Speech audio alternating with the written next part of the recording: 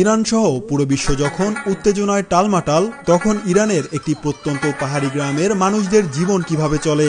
প্রিয় দর্শক, আজকে আমরা দেখব কিভাবে এই কঠিন সময়েও সেখানকার পাহাড়ি এক নারী চেলো গোস্ত মানে বিরিয়ানি রান্না করে তা প্রতিবেশীদের ঘরে ঘরে পৌঁছে দিচ্ছে।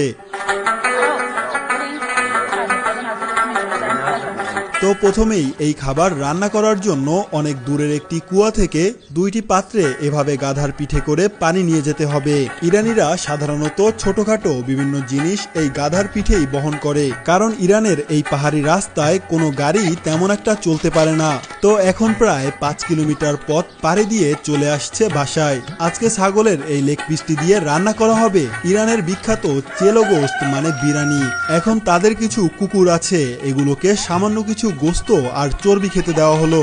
ইরানের পাহাড়ি মানুষরা এতগুলো কুকুর পালন করার কারণ তাদের জীবন জীবিকা সম্পূর্ণভাবে ছাগল ও ভেড়া পালনের উপর নির্ভরশীল। আর এই মূল্যবান সম্পদকে বন্যপ্রাণীর হাত থেকে বাঁচাতে তারা পাহাড়ি কুকুর পালন করে থাকে। তো যাই হোক, এখন বিরিয়ানি রান্না করার জন্য যাবতীয় যেসব মশলা লাগবে সেগুলো এক এক করে সুন্দর করে প্রসেসিং করে নিচ্ছে। আজকে ছাগলের এই লেগ পিসটি দিয়ে তৈরি হবে ইরানের বিখ্যাত বিরিয়ানি। প্রিয় দর্শক, ইরানের পাহাড়ি মানুষরা বেশিরভাগ সময় মাংস জাতীয় খাবার খেয়ে থাকে, এমনকি মধ্যপ্রাচ্যের এইসব দেশে তাদের প্রধান খাবারই মাংস জাতীয় জিনিস। এখন রান্না করার জন্য কিছু লাকড়ি দিয়ে চুলা জ্বালিয়ে নিল। এরপরে একটি পাতিলের নিচে এভাবে কিছু কাদা মাখিয়ে দিল। এই কাজটির কারণ পাতিলে যেন তেমন একটা চুলার কালি না লাগে। তো যাই হোক, এখন এই পাতিলে কিছুটা পরিমাণে চর্বি দিয়ে ভালো করে নাড়িয়ে চাড়িয়ে নেওয়া হচ্ছে। এই চর্বি মূলত তেলের মতো কাজ করবে। এরপরে পেঁয়াজ দিয়ে এর উপরে আস্ত আস্ত এক একটা মাংস দিয়ে দেওয়া হয়। এখন যাবতীয় যেসব মশলা, হলুদ, মরিচ এবং লবণ দিয়ে 2টা চামচ নিয়ে এভাবে মাংসটাকে নাড়িয়ে দেওয়া হচ্ছে।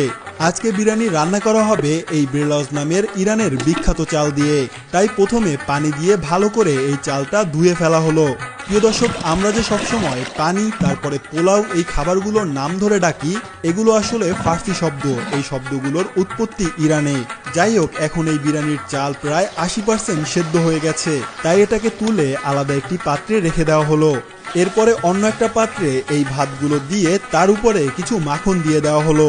এই বিরিয়ানির মধ্যে সামান্য পরিমাণে একটু জাফরানও দেওয়া হবে। জাফরান দিলে বিরিয়ানির কালারটা হালকা একটু হলুদ হবে, এতে দেখতেও অনেক সুন্দর হবে এবং খেতেও অনেক ভালো লাগবে।